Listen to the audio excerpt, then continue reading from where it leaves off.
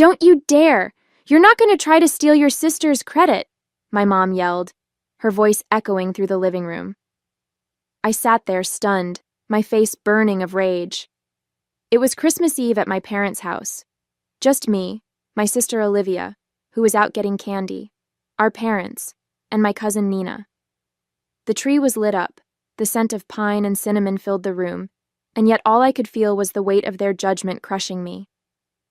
My name is Sophie, I'm 28 years old, and for as long as I can remember, I've been the afterthought in my own family. My sister Olivia, the golden child, could walk on water as far as my parents were concerned. Meanwhile, I couldn't even breathe without them finding something to criticize. But this time, it wasn't just words, it was about the truth. Since July, I had been quietly sending my parents money every month to help with their bills, but Olivia had taken all the credit, and my parents believed her without question. When I finally tried to tell them the truth, my mom shut me down like I was some liar looking for attention. I didn't know what to say after that. My throat felt tight, and all the words I wanted to scream just stuck there. Nina, who had been sitting quietly in the corner, finally spoke up. "Wait a second," she said, her tone sharp enough to cut through the tension. "How do you even know Olivia's sending the money? Have you ever seen proof of it?" My parents looked at her like she had grown a second head. My dad waved his hand dismissively. "Of course Olivia wouldn't lie about something like that. She's been the responsible one since day one." Responsible. That word felt like a slap to my face. I'd spent the last 6 months tightening my own budget just to help them out, skipping dinners out with friends and saying no to things I really wanted. All because I thought it was the right thing to do. But no matter what I did, Olivia always managed to swoop in and make me look like the selfish one. Just as I was about to respond, the front door opened, and Olivia waltzed in, a bag of candy swinging from her hand. "What's going on?" she asked, her voice annoyingly cheerful, as if she hadn't just walked into the middle of a storm. She took one look at my mom's flushed face and my clenched fists and immediately put on her innocent act, tilting her head like she had no idea what was happening. "You need to explain to your sister," my mom said, pointing a shaky finger at me. "She's trying to claim she's been helping us financially when we all know it's been you." Olivia froze for a moment, her eyes darting to me, then to Nina, before putting on her most saccharine smile. "Oh, Mom," she said with a laugh, setting the candy on the counter. "I'm sure Sophie just misunderstood." She turned to me, her expression dripping with fake concern. "You know I've been handling this for months now. I didn't want to burden you with it." I stared at her, absolutely floored by her audacity. "Misunderstood?" I said, my voice trembling. "I've been sending them money since July, every single month, and you knew that, Olivia. Don't you dare act like this was all a mix-up." Nina crossed her arms, glaring at Olivia. "Yeah, Olivia. Care to explain why you've been so quiet about it all this time?" Olivia's fake smile faltered for just a second, but she recovered quickly, brushing her hair behind her ear like nothing had happened. "I don't know what you're talking about," she said, her voice dripping with condescension. "I've been helping out because, unlike you, I actually care about Mom and Dad's well-being." That was it. I felt something snap inside me. "Are you serious right now?" I shot back, standing up so fast my chair scraped loudly against the floor. "You've been letting them believe a lie for months, Olivia. You knew I was the one sending the money, but you just sat there and let them think it was you. Why? So you could play the hero?" Nina stepped in before things got even more heated. "Hold on," she said, raising her hand like a referee. "There's an easy way to settle this. Did Olivia ever actually show you proof that she was sending the money? Bank statements, screenshots, anything?" My parents exchanged awkward glances, and my mom stammered, "Well, no, but we didn't think we needed to." Olivia said she was doing it. Olivia whipped around to face Nina, her smile now replaced with a glare. "You're out of place here, Nina," she snapped, her voice sharp and defensive. "This is a family matter, and frankly, You don't know the first thing about what's been going on. Nina didn't back down. Oh, I think I know enough, she shot back, her tone icy. I've watched you bask in the praise for something you didn't even do, Olivia. You've been feeding them lies, and you know it. Olivia let out a sarcastic laugh, shaking her head. You're unbelievable, she muttered, pulling out her phone. Fine, if you want proof, here. She scrolled through her files, then held the screen up to my parents. See? These are the receipts for the transfers I've been making, every month like clockwork. My mom's face softened as she glanced at the PDFs, but I knew better. I stepped closer, my heart pounding. Let me see those, I said, snatching the phone from her hand before she could protest. The receipts looked convincing.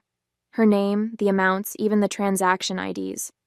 But something about them felt off. I turned to Nina, who leaned over to look with me. This is a lie!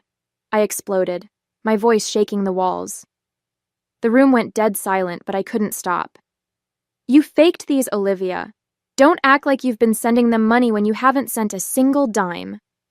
My chest heaved as I glared at her, daring her to deny it. I wasn't going to let her get away with this. Not this time. Nina, who had been so sharp just moments ago, suddenly stepped back, looking uncomfortable. I don't know. Maybe I went too far, she muttered, avoiding Olivia's glare. She wasn't going to take sides anymore, not with the tension this high. Olivia just smirked, holding her phone close to her chest like it was some kind of shield. Fine, I snapped, pulling out my own phone. You want proof? I'll show you my bank statements right now. My hands shook as I opened my banking app, only for the screen to freeze. No, I muttered under my breath, tapping furiously. It wasn't working. I closed it, reopened it, and tried again. Nothing. Come on, I hissed, panic rising in my chest. It's not working. How convenient, Olivia said smugly, her arms crossed. The one time you need to prove something, your phone just doesn't work. Sounds legit, Sophie.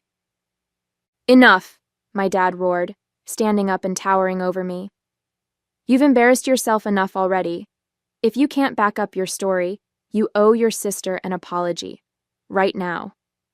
His tone was cold, final. And if you don't, you can pack your things and leave. I'm not letting you ruin Christmas with your jealousy. I froze, feeling the weight of everyone's eyes on me. Apologize? For what? I spat, my voice cracking. For telling the truth? For being tired of living in her shadow? My dad just pointed to the door. You have 5 minutes to decide. I didn't wait. I grabbed my coat and walked out into the freezing night, slamming the door behind me. Tears blurred my vision as I made my way to my car. I had never felt so small, so lost. Christmas was supposed to be about family, but all I could feel was how little I belonged in mine. I drove aimlessly through the dark, my tears blurring the Christmas lights strung along the streets. My mind was racing, replaying the confrontation over and over. How could Olivia do this? How could my parents believe her without a second thought? I didn't even realize where I was going until I pulled into the parking lot of a 24-hour coffee shop. The bright lights inside felt oddly out of place against the stillness of the night.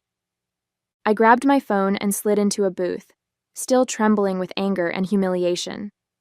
My banking app stared back at me, useless. Every time I tried to log in, I got the same frustrating message. We're experiencing a major technical issue. All services, including ATMs, are temporarily unavailable. We're working to resolve this as soon as possible. Thank you for your patience. Patience? I needed proof now. I refreshed the app again and again, as if sheer willpower could force it to work, but it was no use. The universe really had it out for me tonight. An hour passed. I was still staring at my phone, empty coffee cups scattered around me, when a message popped up. It was Nina. Hey, are you okay? I've been thinking, and if you need a place to crash, my door's open. I'm not sure what to believe right now, but you've always been honest with me. Let me know. For the first time that night, I let out a shaky breath. Nina believed me, or at least part of her did. She was torn, and I couldn't blame her. Olivia's so-called proof had been convincing enough, and with my app down, I had nothing but my word to fight back. Still, her message gave me a small glimmer of hope. At least someone wasn't completely against me. My parents lived in a small town, the kind where everyone knows everyone else's business. I'd only come back for the holidays, hoping for a quiet Christmas with family. Instead, I found myself driving through empty streets to Nina's house, clutching the steering wheel as if it could hold me together. When I pulled into her driveway, she was already at the door, wrapped in a blanket and holding a mug of tea. "Come in," she said softly, her expression a mix of worry and hesitation. I stepped inside, and she didn't press me to talk right away. She just handed me a mug and led me to the couch, where I finally let out the breath I'd been holding since I walked out of my parents' house. "I'm not lying, Nina," I said after a few minutes of silence. My voice cracked, but I forced myself to keep going. "I swear to you, I've been sending them money every month since July. Olivia knew, and she let them think it was her. Those receipts she showed? They're fake. I know they are." Nina nodded slowly, still unsure. "I believe you," she said hesitantly, "but you have to admit, it doesn't look great right now, especially with the app not working. It's like the perfect storm." "I know," I whispered, my frustration boiling over. "But tomorrow, if the bank system is back up, I'll show them the proof. I'm not stepping foot in that house for Christmas Day unless I can prove Olivia's been lying." Nina sat back, looking thoughtful. "Everyone's going to be there tomorrow," she said quietly. "Your parents, Olivia, the whole family. If you walk in with proof, there's no way she can weasel her way out of it."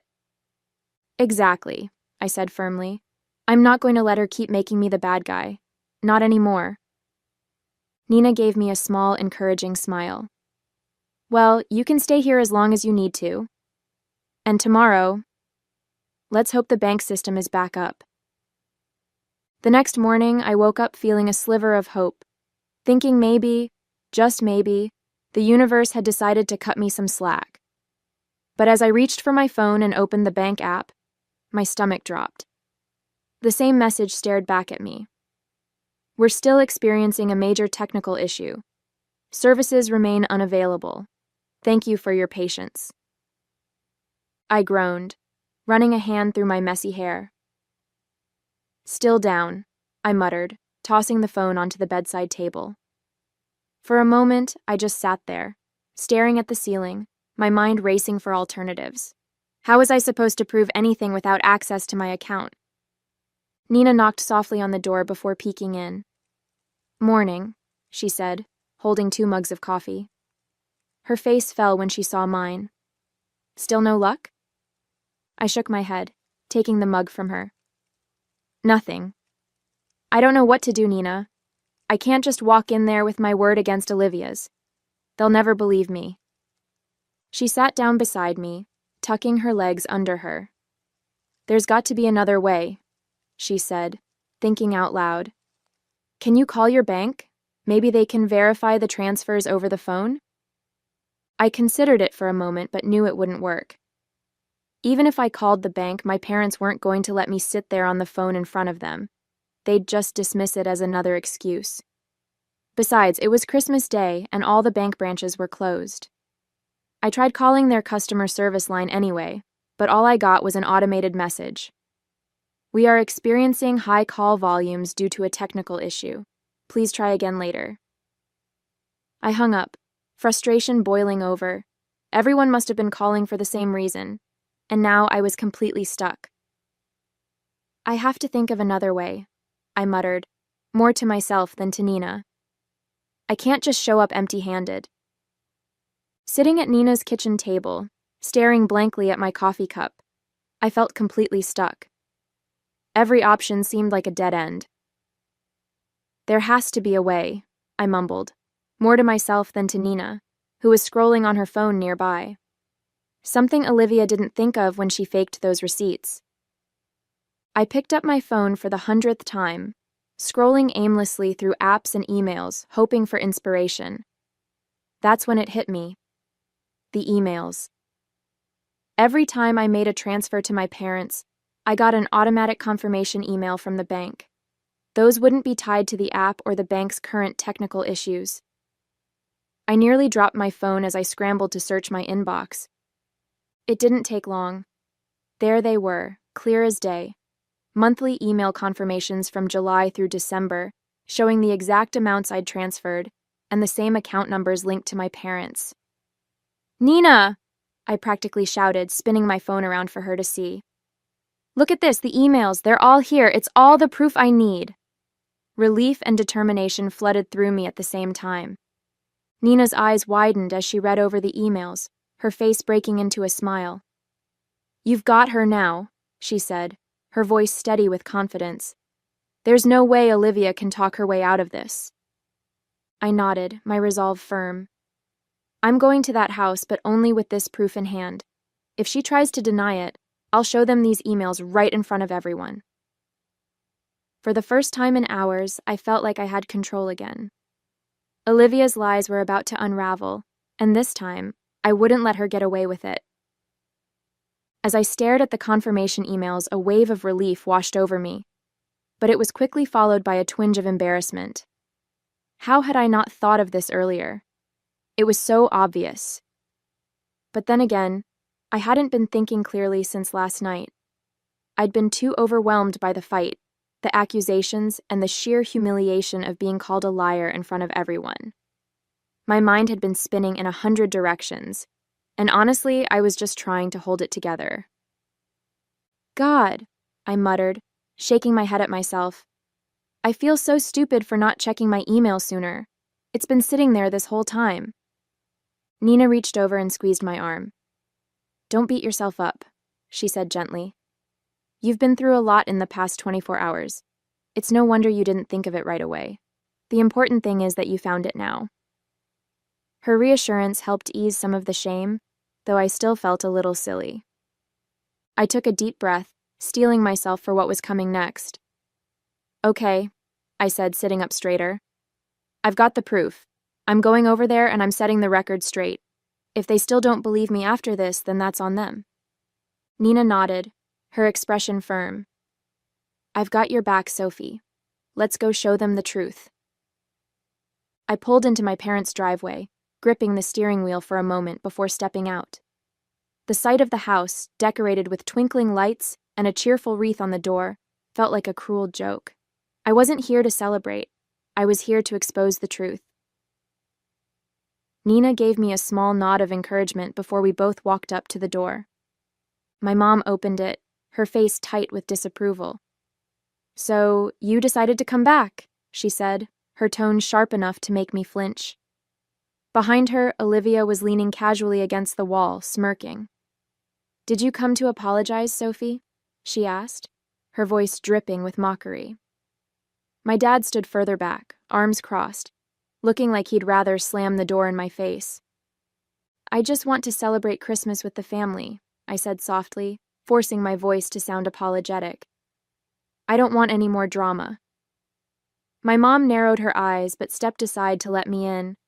Olivia let out a little snort as I passed her, whispering just loud enough for me to hear, "Took you long enough to come crawling back."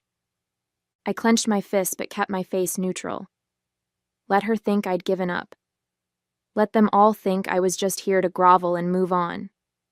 I played along, smiling faintly and staying out of the way as the house slowly filled with relatives. Cousins, aunts, uncles, they all greeted me warmly, none of them aware of the storm brewing beneath the surface. As we sat down for dinner, I felt my heart pounding in anticipation. I knew Olivia couldn't resist bringing up last night. It was only a matter of time before she used the moment to paint herself as the victim and me as the villain. All I had to do was wait and make sure my proof was ready.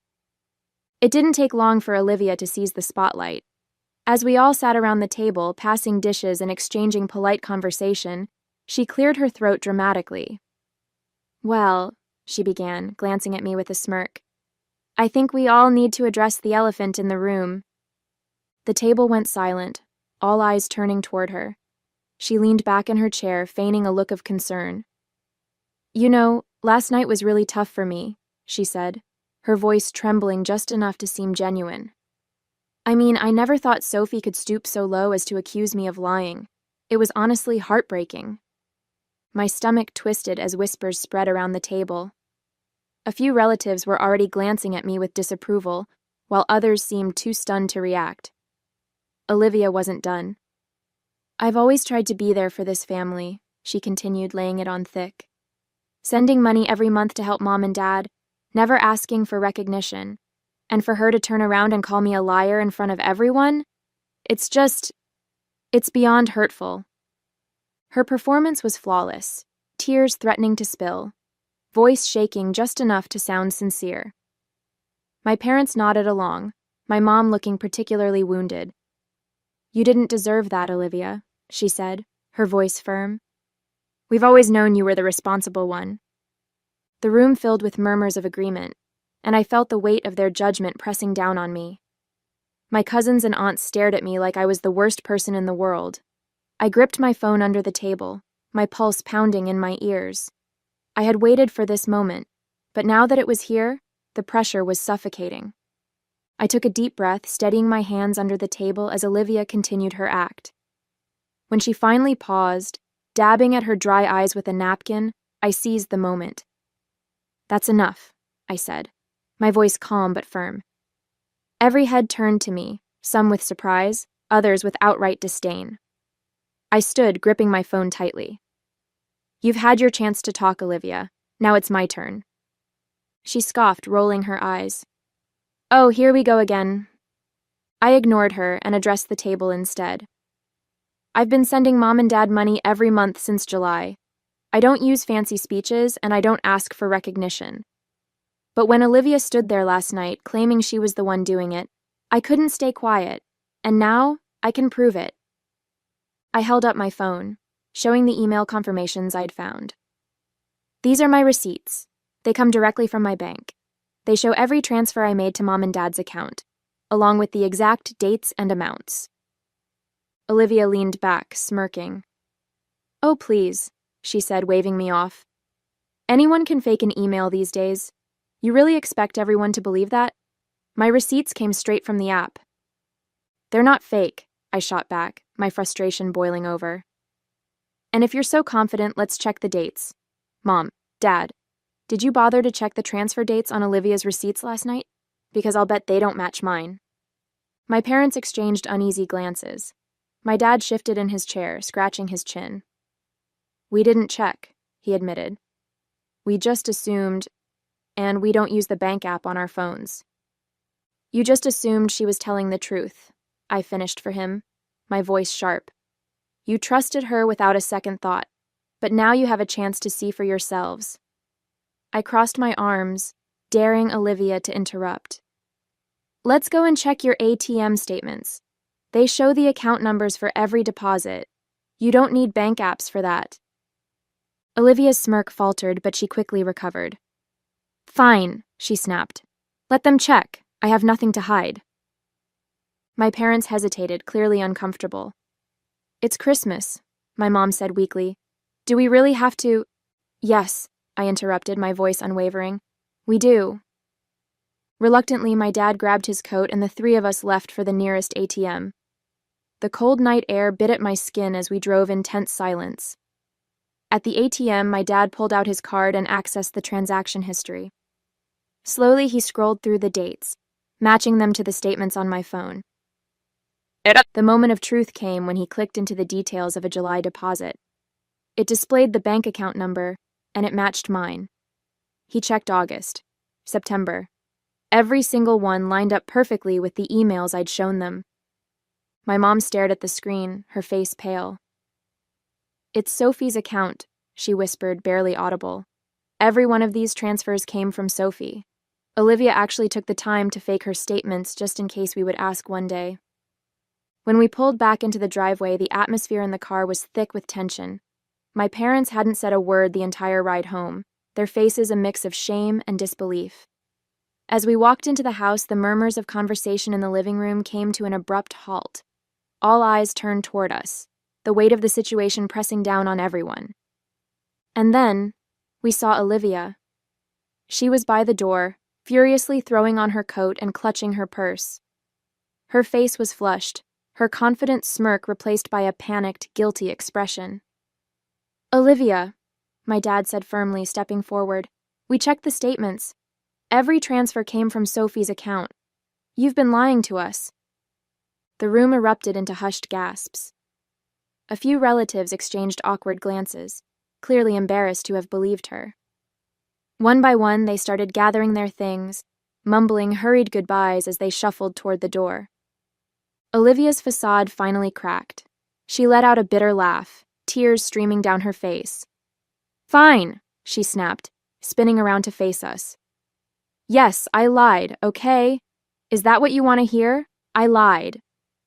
She glared at me, her voice trembling with frustration. "You told me back in July that you didn't want a big deal made about sending them money, that you just wanted to help quietly. So I thought, what's the harm in letting them think it was me? They already see me as the responsible one anyway." Her words hit me like a punch to the gut. "I told you because I trusted you," I said, my voice shaking. "I thought maybe, for once, you'd support me. Instead, you used it to make yourself look good while I was left feeling invisible.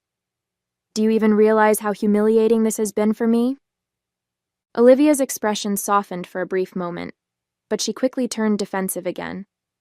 "They were never going to believe you over me, Sophie," she said bitterly. I didn't think it would blow up like this." My mom stepped forward, her voice trembling. "Why, Olivia? Why would you do this? We would have been grateful to either of you for helping. There was no reason for this." Olivia didn't respond. She grabbed her keys and stormed out the door, slamming it behind her. The room was silent for a long moment, the weight of her actions sinking in. My parents turned to me, their faces filled with regret. "Sophie," my dad began, his voice heavy, "we owe you an apology, a huge one. We should have listened to you, but we didn't. And we're sorry." My mom nodded, tears streaming down her face. "We've treated you unfairly for so long, and this was inexcusable. I don't know if we can ever make it up to you, but we'll try. I promise." I stood there, taking in their words, unsure how to feel. Part of me wanted to forgive them, but another part still ached from years of being overlooked. "I appreciate the apology," I said finally, my voice quiet. "But this doesn't erase everything. It's going to take time." They nodded solemnly, and for the first time, I felt like they truly understood. The night ended quietly after that, with the house emptied of guests and the three of us sitting in the lingering aftermath. It wasn't the Christmas I had hoped for, but at least for once the truth was out, and I wasn't the bad guy anymore.